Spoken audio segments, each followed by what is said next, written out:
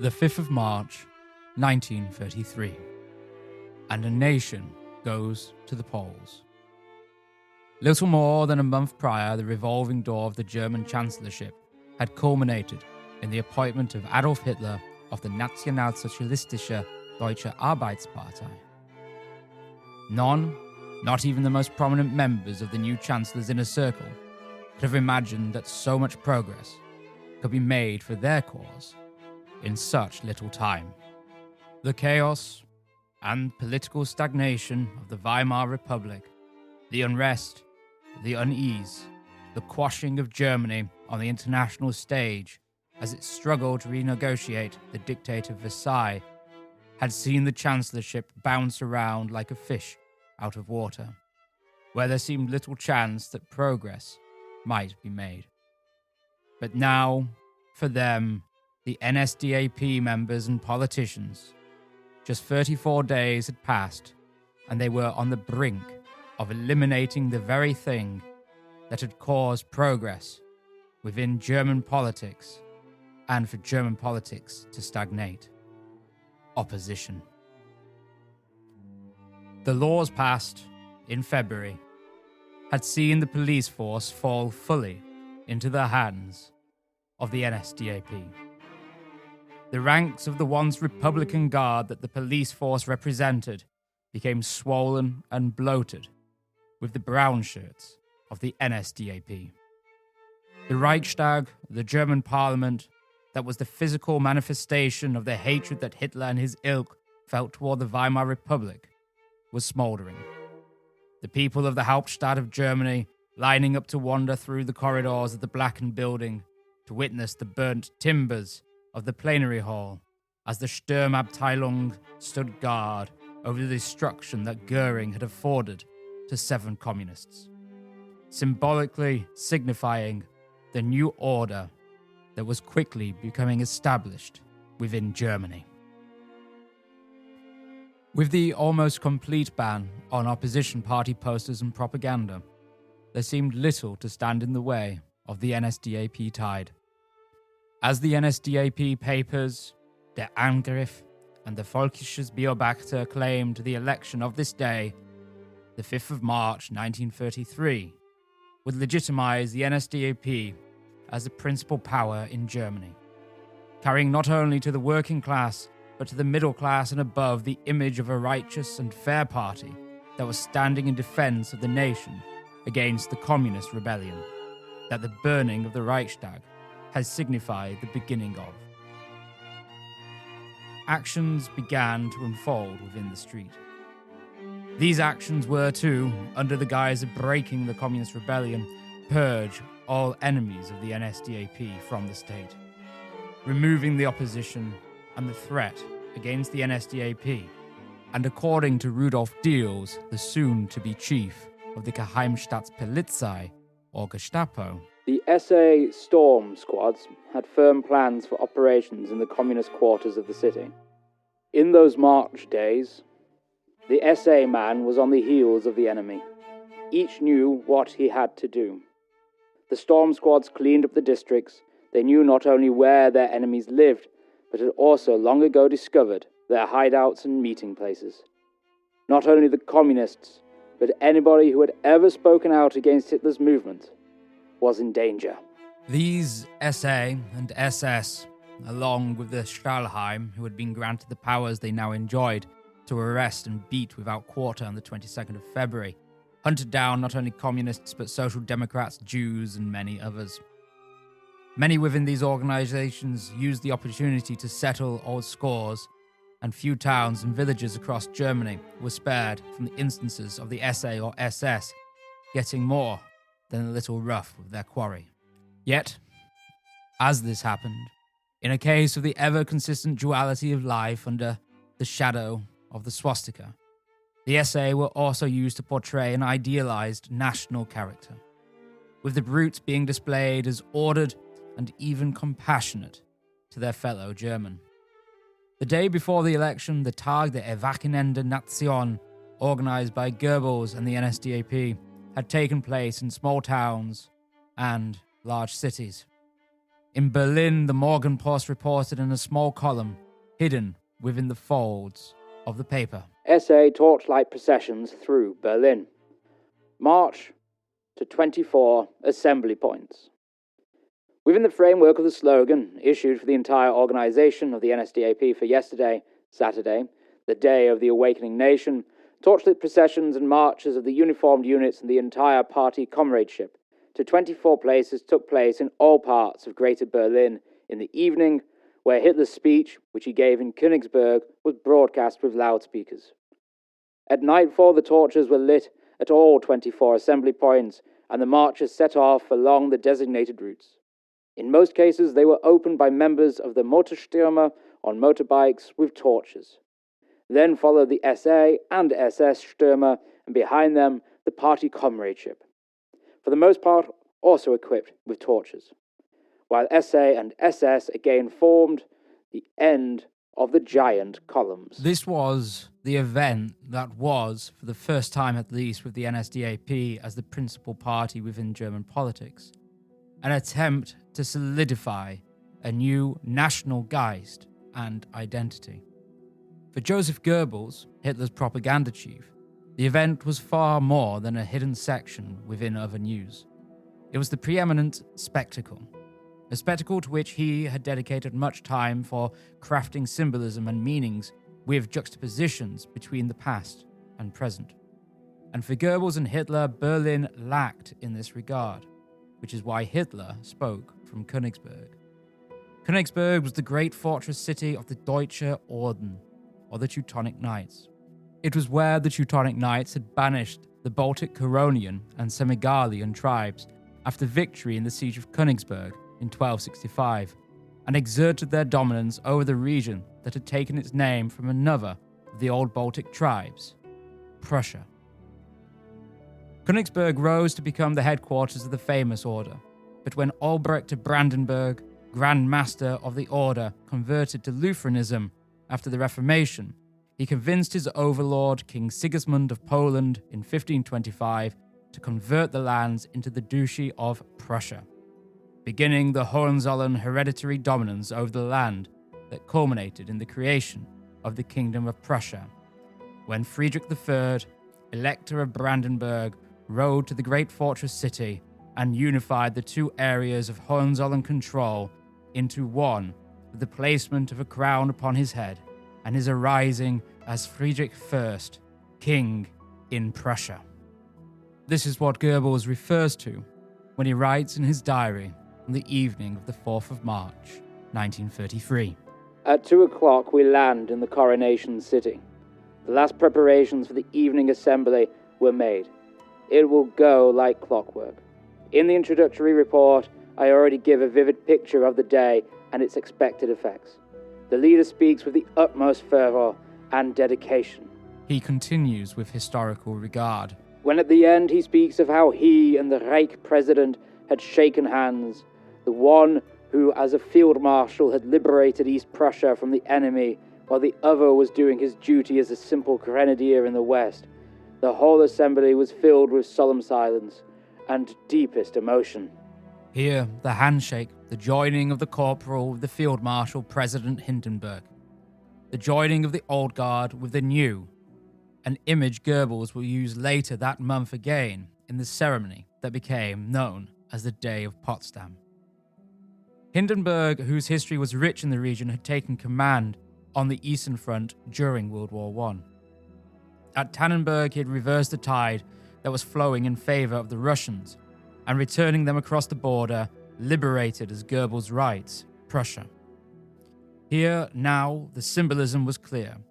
With Russia communist and only a few hundred kilometers from the city, and with the claim that the burning of the Reichstag was the beginning of the communist rebellion in Germany, Hitler juxtaposing himself with Hindenburg and recanting the shaking of hands in Königsberg was a statement that it was he, entrusted by Hindenburg, who stood against the coming tide of communism.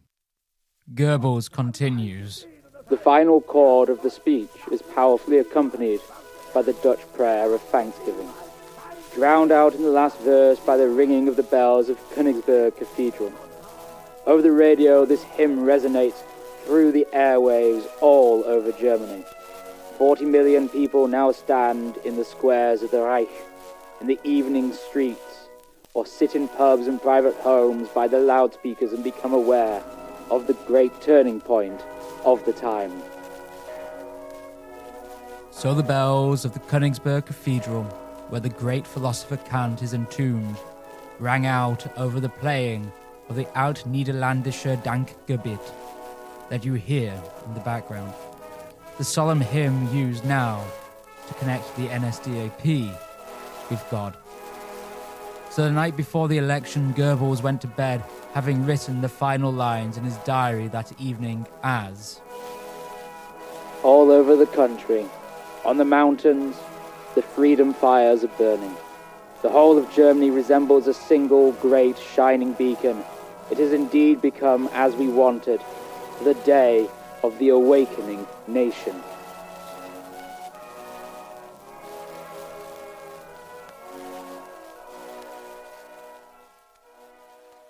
Yet the day of the national awakening had not affected all. There still presented some resilience.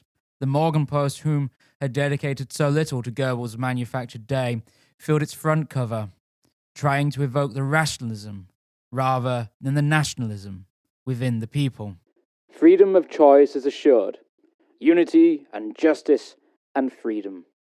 For the 6th time in a year, the German people are called to the polls, a sign of the deep shock that is going through the German people. But none of the previous elections can compete with today's in terms of importance. Today's election is a decision that the German people have never had to make before. Words are too torn to bring the magnitude of the decision to the forefront of our minds. The events of recent times speak for themselves.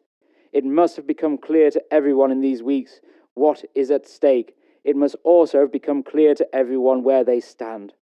If ever the right to vote was as also a moral duty to vote, the time now it is. All observers find and stress that the election will be secret and uninfluenced and unhindered. Freedom of choice is assured. Everyone is completely free in his or her decision. All restrictions stop at the voting booth. The welfare and the future of Germany, which is the future of all of us, is above all. Above all that unfortunately divides us, this one goal must stand, which cannot be better expressed than by the words of Germany's song. Unity and justice and freedom. Only in the harmony of these three heavyweight paths, one of which may overshadow the other, can a Germany flourish that guarantees its sons not only bread and work, but also a life worth living.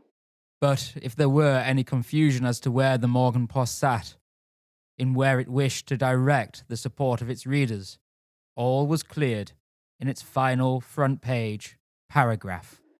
And now, once again, the right to vote means the duty to vote. The right to vote is the supreme right of the people. It must not happen again that the party of the right-wing voters becomes as strong as in some of the last elections.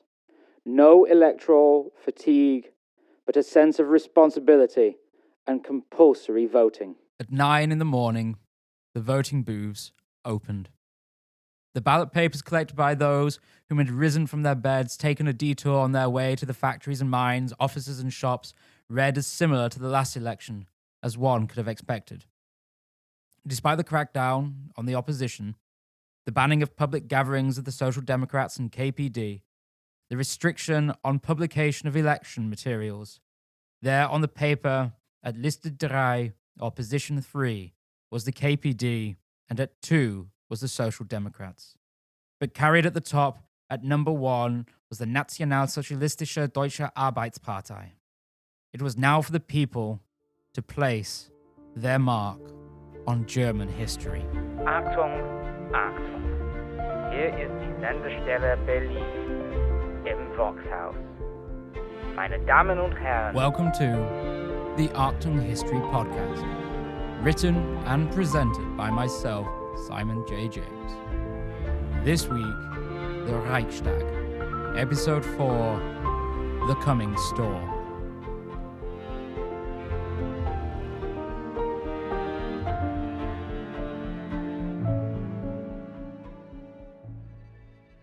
If you were to take a look at the voting slip from that day, a copy of which I will post both on Instagram and Twitter, where Achtung History can be found under the handle @Achtung History, you will see the names beneath the parties of those who represent it.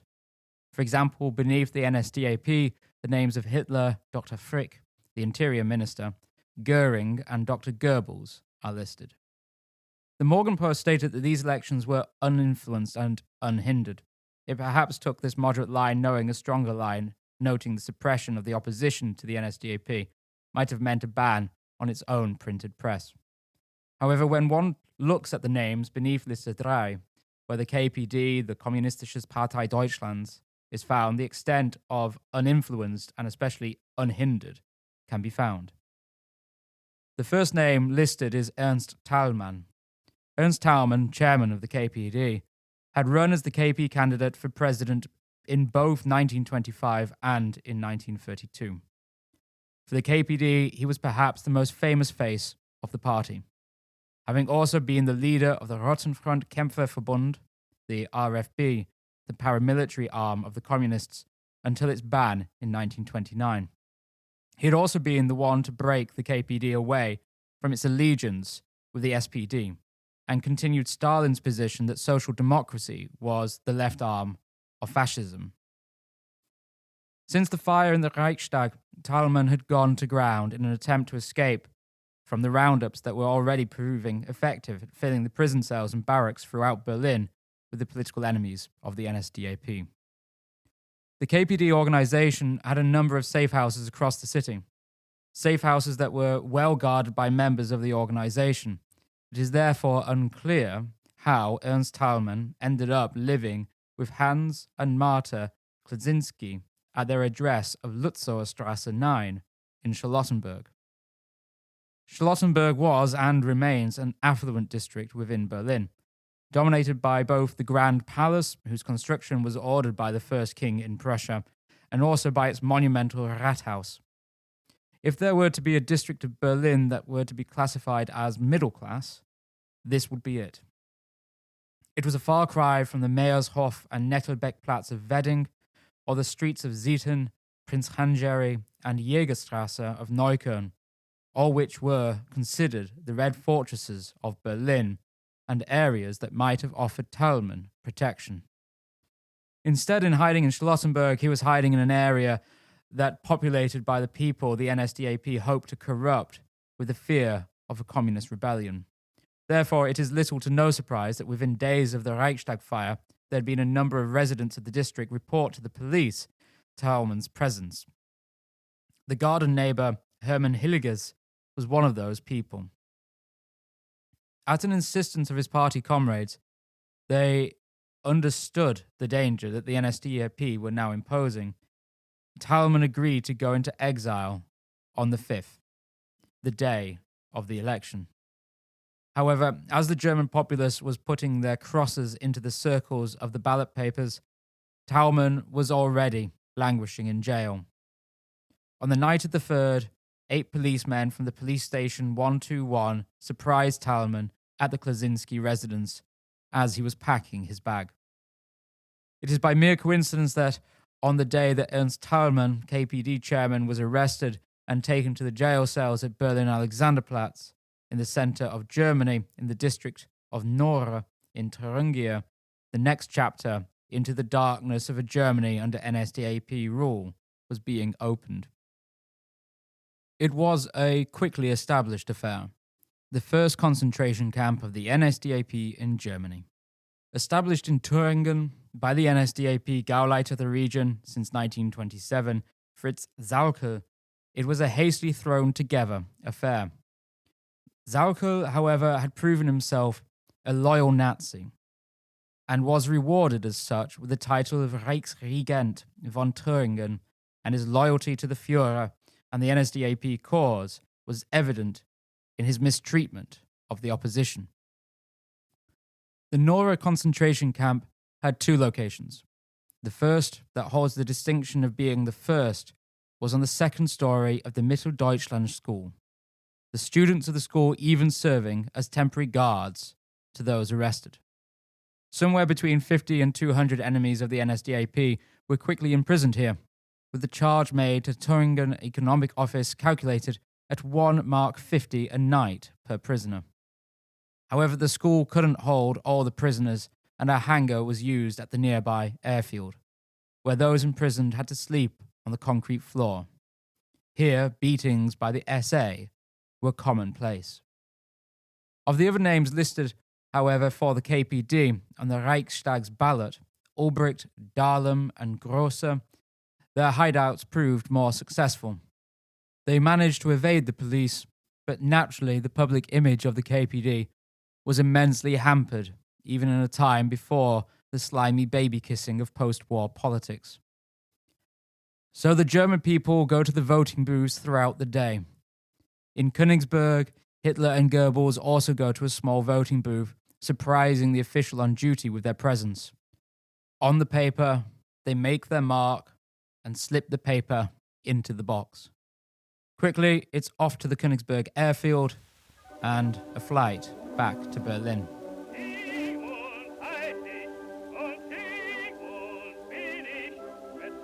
At noon, we break through the fog and shoot down in a short glide to the Tempelhof airfield. All of Berlin is bathed in a sea of flags. It will be a great victory. In the afternoon, we all sit in the Reich Chancellery and eagerly await the first results. The Führer is calm and composed as always. This time, it hardly can go wrong. Obviously, Goebbels and the NSDAP were hoping for a majority. Moreover, they were expecting it. The work that Goebbels had done in exploiting the fire and presenting the NSDAP as the party that had acted quickly and decisively in suppressing a Marxist rebellion was expected to harvest the support not only of those who were to turn from the KPD and SPD, but also from the moderate parties and the conservatives. So high were the expectations that Goebbels and Hitler, amongst others, attended the Staatsoper on Unter den Linden that evening for a performance of Walküre by Richard Wagner. Wagner's enchantingly beautiful music is accompanied from outside by the marching rhythms of passing columns of steel helmets having their big day in Berlin. Then come the first results. Victory after victory, fantastic and unbelievable. When we return to the Reich Chancellery after the performance, the glorious triumph has been achieved. It is more overwhelming in its dimensions than any of us had dared to hope. But what do numbers mean now? We are the masters of the Reich and of Prussia. All others have sunk to the ground, defeated. A long labour is crowned with final success. Germany has awakened. This is what Goebbels wrote in his diary that evening. However, as so often one finds within the pages of the propaganda minister's daily scribbles, he seemed to be believing his own propaganda rather than reality. The result of the election was not what the NSDAP expected. Despite the effective ban on the KPD, over 4.8 million still voted for them. Almost 7.2 million voted for the SPD. The NSDAP vote was by far the largest, with 17.2 million, and rose over 10% on the elections from November of the previous year to 43.9, but was only 6% higher than the previous best of July 1932. Historian Richard J. Evans writes on this. 17 million people voted Nazi, and another 3 million nationalist, but the electorate numbered almost 45 million. Nearly 5 million communist votes, over 7 million social democrats, and a Centre Party vote of 5.5 million, testified to the complete failure of the Nazis, even under conditions of semi-dictatorship, to win over a majority on their own at the Reich level or within any of the federated states. Moreover, the majority they obtained together with their coalition partners, the nationalists, in March 1933, fell far short of the 2/3 needed to secure an amendment of the constitution in the Reichstag. What the elections did make clear, however, was that nearly 2/3 of the votes had lent their support to parties, the Nazis, the nationalists, and the communists, who were enemies of Weimar democracy. Despite the failure to gain the majority they wished for, they exerted themselves as the dominant force. Even with a semi-dictatorship, a lot could be achieved, and namely the goal was to turn the semi-dictatorship into a full dictatorship by further elimination of the opposition through drawing on the example of Nora. Naturally, however, these first camps, like Nora, were not referred to as concentration camps. Rather, all those arrested were incarcerated under the term Schutzhaft, or protective custody. In 1937, SS Hauptscharführer Otto Geigenmüller, then employed with the state tax authority in Würzburg, wrote over the Schutzhaft in his dissertation, Die politische Schutzhaft im nationalsozialistischen Deutschland. Protective custody is an institution of still young age. The name is on everyone's lips today. It is ordered administratively without a judge's decision. The fact that these orders are currently being made on a large scale is due to the circumstances of the time, due to the fact of the revolutionary change in circumstances. As the name already indicates, protective custody serves the purpose of protection, namely the protection of the arrested person from others whom endanger him or her, or the protection of the threatened society from the arrested person. No time limit is prescribed for protective custody, so that it can be quite protracted under certain circumstances. It ends when its purpose is achieved. Experience has shown that protective custody ordered in the interests of the detainee tends to be of shorter duration than that ordered in the interest of society. With no time limit prescribed, the numbers of enemies of the NSDAP began to swell within the cellars of bars, in the prisons, and in the temporary holding sites such as Nora. The great irony of Geigenmüller's account being protective custody serves the purpose of protection, namely the protection of the arrested person from others who endanger him or her.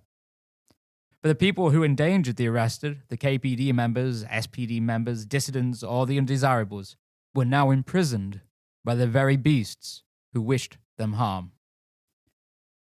As numbers continued to swell, the powers that the NSDAP now had with the opposing seats of the Reichstag predominantly empty due to the incarceration of those who should have sat there, led to the further elimination of the bureaucracy that would have once stood in the NSDAP's way. On the 9th of March, 4 days after the election, the course of the NSDAP's interpretation of the events of the Reichstag fire culminated in a series of arrests. To further solidify their actions in the streets in regards to the roundups by SA and police of known political enemies, KPD and SPD members and members of parliament, whilst also supporting the previous headlines that the events within the Reichstag of the 27th of February 1933 were the beginnings of a communist rebellion or insurrection, 3 people were arrested. Already languishing in a prison cell was Ernst Torgler, whom had denied the NSDAP the moral high ground of an arrest by turning himself in on the 28th of February. Was joined in prison by 3 others. Firstly was Georgi Dimitrov, a 50-year-old, tall and powerfully built Bulgarian, whom had been living illegally in Berlin. Alongside Dimitrov, 2 further Bulgarian communists, the 33-year-old Loigoi Popov and the 35-year-old Vasil Tanev, all arrested on the same day, the 9th of March, 1933. Whilst Tanev, Popov, Dimitrov, Torgler and Marinus van der Lubbe, the Reichstag 5, were held in cells under the same term of protective custody, their fate was to be very different to all others that the SA were currently rounding up. For the Reichstag 5, trial was to be set in motion, which meant the subjects were to be fed and not mistreated. At least, not too much. But not only for those rounded up in the streets, but for Germany, on that same day, a new change was being instigated that would change the course of history entirely for Germany. In Bavaria, on the 9th of March 1933, Heinrich Himmler, head of the Schutzstaffel or SS since 1929, was appointed as head of the police president of Munich, and Reinhard Heydrich, head of the political department. The authorities in Bavaria were being extremely supportive of the roundups of those now seen as enemies of the state. On the 11th of March, 1933, Bamberg prosecutor General Nicholas Dull wrote in a report to the Ministry of Justice. Accommodation in the prisons has generally not caused any difficulties. I have authorized the chief public prosecutor in Aschaffenburg, if there is not enough space in the prison, to interrupt short prison sentences for transgressions, namely forest offences, and to inform me immediately for subsequent approval. I have authorized the board of the Haßfurt District Court Prison not to admit any convicts who are to serve short prison sentences for the time being because of the threat of overcrowding. In Bamberg, 2 prisoners of conscience have been on hunger strike since yesterday. The prison board proposes to transfer them to rooms in the Brack Penitentiary as a deterrent for the other political prisoners and because the force feeding cannot be carried out here. Therefore, those legally charged with a sentence by a court for crimes committed were deferred their punishment in favour of using the space available for the roundups of further political prisoners. As a reaction to the potential overcrowding of prisoners, on the 13th of March, Heinrich Himmler laid down the plans for the first purpose-built camp to be constructed. It was to be constructed outside of Munich, in a quiet town dominated by a palace and quaint little houses, and little churches, and an abandoned ammunition factory known by the name of Dachau. By mid-March, the NSDAP had arrested over 100,000 Germans that it considered to be its enemies. The prisons were overflowing, and hence the press conference held by Heinrich Himmler on the 20th of March, announcing the establishment of the camp within the walls of the abandoned munitions factory. Himmler spoke to the Bavarian press. The first concentration camp will open near Dachau on Wednesday. It has a capacity of 5,000 people.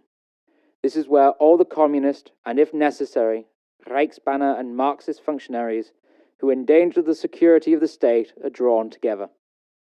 We took this measure without any consideration for petty concerns, in the conviction that we were acting to reassure the national population and in their interests. A year after the establishment of Dachau by Himmler, Rudolf Höss, later camp commandant of Auschwitz, arrived and began his education in the practices of running a camp. I went to Dachau. Once more I was a recruit, with all the joys and sorrows that entails, and soon I was myself training other recruits. The soldier's life held me in thrall. During our training, we were taught about the enemies of the state, that is to say, the prisoners behind the wire. We were given instructions concerning our relations with them and their custody and the use of our arms. It was impressed on us how dangerous these prisoners were.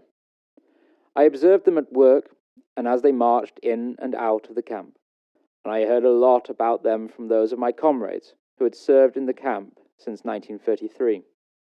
I can clearly remember the first flogging that I witnessed. Eicher, the camp commandant, had issued orders that a minimum of 1 company of troops must be present during the infliction of these corporal punishments. 2 prisoners who had stolen cigarettes from the canteen were sentenced to 25 strokes each with a lash. The troops bearing arms were formed up in an open square, in the middle of which stood the whipping block. The 2 prisoners were led forward by their block leaders. Then the camp commandant arrived. The commander of the protective custody camp and the senior company commander reported to him. The report Führer read out the sentence, and the first prisoner, a small, impertinent malingerer, was made to lie across the block. 2 soldiers held his head and hands, and 2 block leaders carried out the punishment, delivering alternate strokes. The prisoner uttered no sound. The other prisoner, a professional politician of strong physique, behaved quite otherwise. He cried out at the very first stroke and tried to break free. He went on screaming to the end, although the commandant shouted at him several times to be quiet. I was stationed at the front rank and thus was compelled to watch the whole procedure. Later on, at the beginning of the war, I attended my first execution, but it did not affect me nearly as much as witnessing this corporal punishment. Dachau was just the beginning. A day after Himmler's announcement, on a former brewery site north of Berlin in the town of Oranienburg, another concentration camp was founded and guarded by the Sturmabteilung. On the 21st of March, as Hitler was shaking hands symbolically in Potsdam with Reichspräsident von Hindenburg in a passing of power from the old guard to that of the new, a truck of the Sturmbanners 3 of Standard 208 arrived at the facility that prior to the Reichstag fire had been used to house homeless members of the SA. From the flatbed of the truck, 40 political prisoners were unloaded, many suffering from the effects of beatings within prisons and other makeshift holding cells, and marched into the cobblestone courtyard of the buildings that now served as a detention centre. One of those amongst the many that would be forced into the confines of the KZ Oranienburg was Friedrich Ebert Jr., the son of the first Reichspräsident, and whom had appealed to the current Reichspräsident von Hindenburg with the words of the ailing field marshal that he had written to his father when the German Republic was established, that was covered in episode 1. Now Ebert Jr. was incarcerated, his words of appeal falling deaf onto the man whom had chiefly enabled the fall of democracy in Germany and progressed the NSDAP into power. 100,000 political prisoners within protective custody. Very few, but the most well-connected, especially those in the KPD, were able to escape. And for many of those imprisoned, it was so that they would not impede the next stage that the Reichstag fire had allowed the NSDAP to progress towards, turning the semi-dictatorship into a full dictatorship. On the 23rd of March 1933, the Reichstag convened once more, this time in the hastily converted hall of the Kroll Opera House that stood opposite the Reichstag on Republikplatz.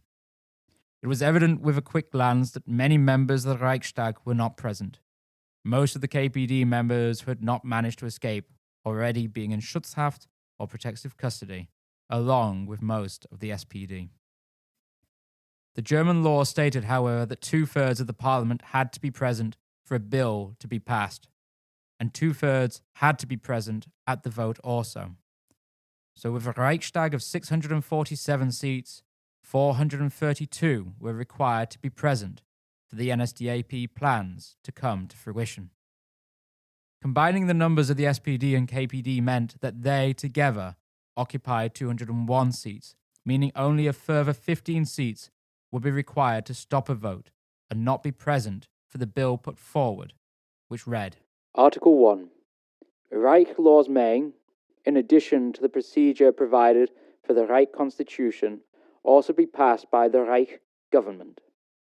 This shall also apply to the laws referred to in Articles 85.2 and 87 of the Reich Constitution. Article 2. The Reich laws passed by the Reich government may deviate from the Reich Constitution insofar as they do not concern the establishment of the Reichstag and the Reich Council as such. The rights of the President of the Reich shall remain unaffected. Article 3. The Reich laws passed by the Reich government shall be executed by the Reich Chancellor and promulgated in the Reich Law Gazette. Unless they provide otherwise, they shall enter into force on the day following the promulgation. Article 4. The treaties of the Reich with foreign states which relate to subjects of the Reich legislation do not require the consent of the bodies involved in the legislation. The Reich government shall issue the regulations necessary for the implementation of these treaties. Article 5. This act shall enter into force on the day of its promulgation. It shall cease to be in force on the 1st of April 1937. It shall also cease to be in force when the present Reich government is replaced by another. It was a dictatorial act. Power was to fall over Germany from the office of the Chancellor. The NSDAP had foreseen the risk of some of the Parliament not being present, putting the bill, or the Enabling Act as it became known, in danger of being passed. Therefore, it had applied changes to the procedure. Accordingly, MPs who stayed away from the session without good reason were to be considered present. These unexcused in their missing of the session included those politicians now in protective custody, who could not attend due to the circumstances they were placed in by the NSDAP. Therefore, when Hitler stepped forward to speak, dressed in the brown shirt of his party, there were none of the 81 elected representatives of the KPD present, and only 94 of the 120 seats of the SPD. Before those assembled, Hitler spoke. The Reichstag fire once again providing his providence for the actions of the NSDAP. The burning of the Reichstag, one unsuccessful attempt within a large-scale operation, is only a taste of what Europe would have to expect from a triumph of this demonical doctrine.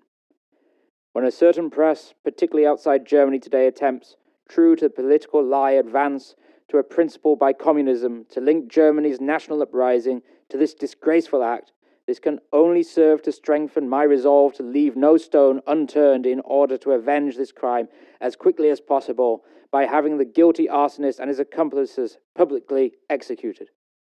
Neither the German folk nor the rest of the world has become sufficiently conscious of the entire scope of the operation planned by this organization.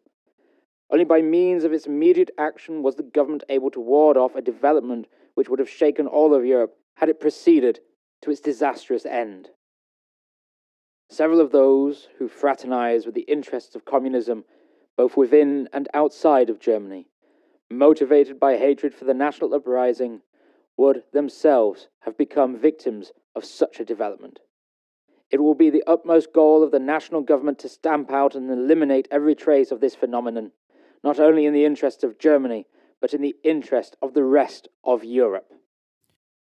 Following Hitler, Ludwig Kaas of the Zentrumpartei gave a speech lending their support to the NSDAP. Finally, SPD chairman Otto Wels took to the podium and spoke. What would become, despite the hampering and laughter of the NSDAP supporters as they tried to suppress him? The final 3 words within the Reichstag. Aus einem Gewaltfrieden kommt kein Segen, im Innern erst recht nicht. Eine wirkliche Volksgemeinschaft. A true national community cannot be founded upon this. Its first condition is equal rights. May the government protect itself against crude, outrageous polemics. May it rigorously prevent incitements to acts of violence and acts of violence themselves. And this may be done if it is done evenly and impartially on all sides, and if one refrains from treating defeated opponents as if they were outlaws. The next sentence was even more profound. Wells spoke. Freedom and life can be taken from us. Honor cannot. Freiheit und Leben kann man uns nehmen, die Ehre nicht. Due to the measures of the NSDAP, from the emergency laws of the protection of people and land, through to the washing of the police with the Hilfspolizei, and into the acceleration of a program ignited by the Reichstag fire that was to cleanse the nation of its intelligent opposition, the vote within the Reichstag, within the Kroll-Opera-House, had been subverted. It was neither free, nor was it fair. However, Otto Wels stood there before a plenary hall in which his support was dwarfed by that of the nationalists. He was a knight of democracy, ready to fall upon the sword placed beneath him. None, as it came to pass, but the Social Democrats present voted against the Ermächtigungsgesetz, or Enabling Act.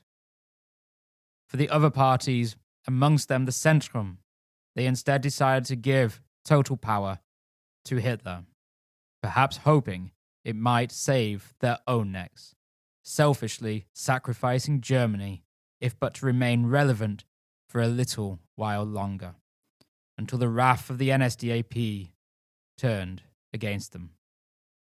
Amongst those of the Centrum whom voted to enable Hitler were Franz Erhard, Johann Ernst, Joseph Ersing, Thomas Esser, Paul Gibbert, Johannes Gross, Heinrich Kroner, Elsa Pierenboom-Missong, Peter Schlack, Jean Albert Schwarz, Hubert Schneer, Christine Teusch, Karl Ulzker, Heinrich Vogel, Brunislaus Warnke, Helena Weber, August Wegmann, Franz Wiedemeyer, and Elizabeth Zilken. 19 names who voted for Hitler and against reason. 19 people who themselves could have put a stop to the Ermächtigungsgesetz and to the madness. 19 people who could not deny voting for the abuse of their fellow Abgeordneten, who were imprisoned or fleeing for their lives. 19 people who could not claim they knew not what was happening or what would happen, for the seats before them of their colleagues were empty. 19 people who voted to deny others their freedom and their life, and 19 people who did not have their honor taken from them, but willingly gave it to Hitler and the NSDAP. 19 people who either helped found in 1945 or shortly after became members of the Christian Democratic Union or the CDU. With the Ermächtigungsgesetz passed, Hitler was unstoppable, and all those he considered enemies were in danger. Roundups continued and the camps established swelled. In March 1933 alone, the KZs of Benninghausen, Kolditz, Heuberg, Honstein, Leschwitz, Missler, Neustadt an der Hart, Osthofen, Berlin-Papestraße, Wasserturm, Prenzlauer Berg, and Wittmoor were opened. These combined with Oranienburg would see over 23,370 prisoners pass through, the majority of which were political. At least 37 früher Konzentrationslager would open in 1933 alone. And Dachau alone would be responsible for the imprisonment of an estimated 200,000 prisoners and the deaths of around 41,500. It was to Dachau that Franz Stenzer, elected official of the KPD, was sent. Arrested on the 30th of May 1933 by the Gestapo in Munich, beaten and abused, he was deposited in Dachau and murdered by shooting on the 22nd of August 1933. Franz Stenzner was sadly not the only Reichsabgeordneten murdered in 1933. As the National Socialist regime now exerted its almost limitless power granted to it through laws of its own devising and by all the political parties of the Reich bar the Social Democrats and Communists. It is probable that the National Socialists might have been able to continue their seizure of power without the Reichstag fire. There appeared plans for a roundup of the KPD members and known associates in 1934, but what the Reichstag fire did allow was for the program to be hastened, the flames of the Reichstag acting as an accelerant toward the National Socialist destruction of life, enabled by the dishonorable and morally spineless. Those of the Reichstag who died in 1933 alone are as follows. Adolf Biedermann, SPD, born 30th of March 1881, elected official in Hamburg, voted against the Ermächtigungsgesetz, murdered on the 11th of May 1933 when pushed from a moving train.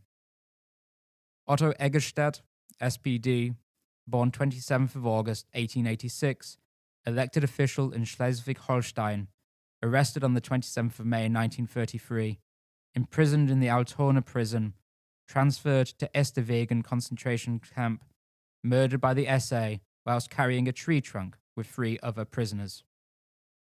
Albert Funk, KPD, born 15th of October 1894, arrested in Dortmund on the 16th of April 1933.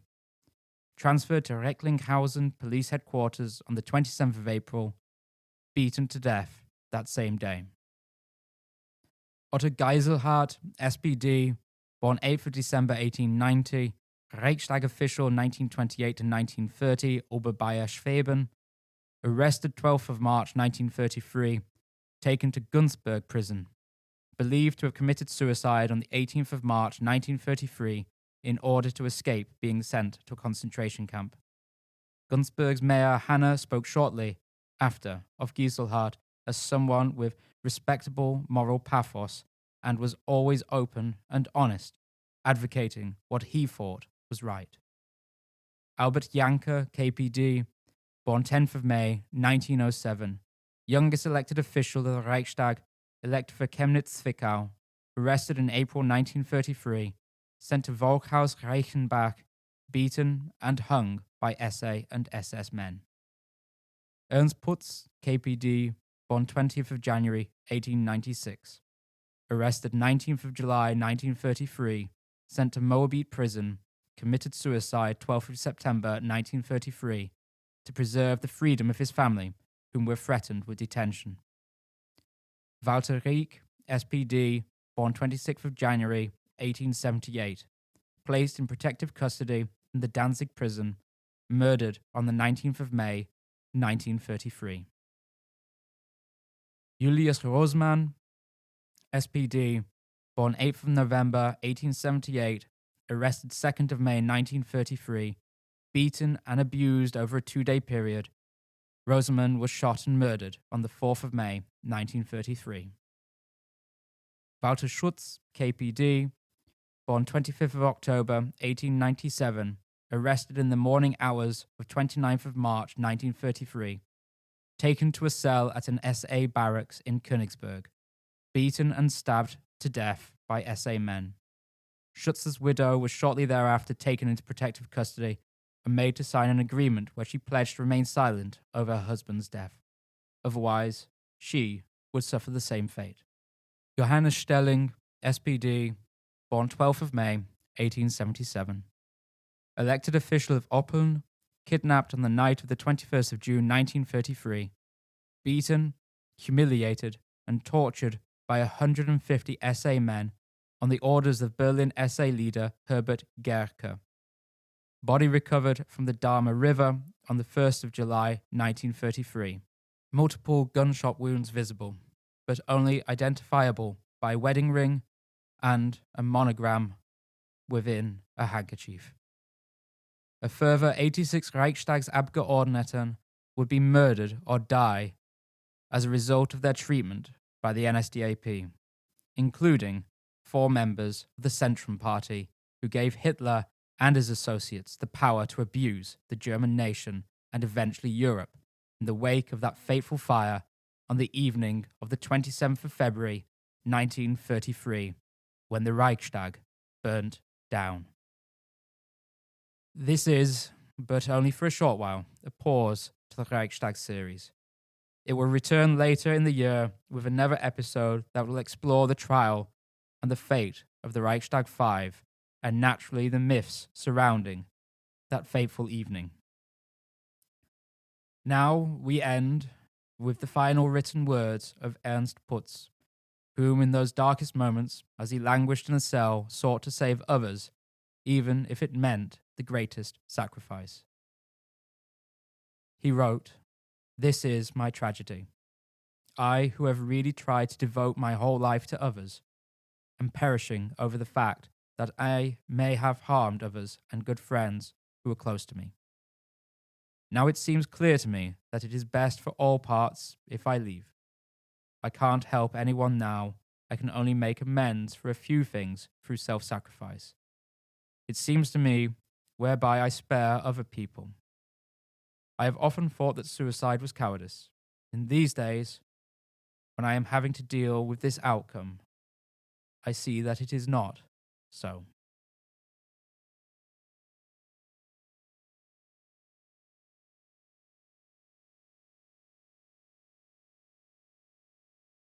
This has been the Reichstag, an Achtung history series, written and presented by myself, Simon J. James. If you wish to support the Achtung History Podcast, you can do so through Patreon at patreon.com/Achtung History. For updates and further media, follow Achtung History on Twitter and on Instagram at Achtung History. Now, until next time, goodbye.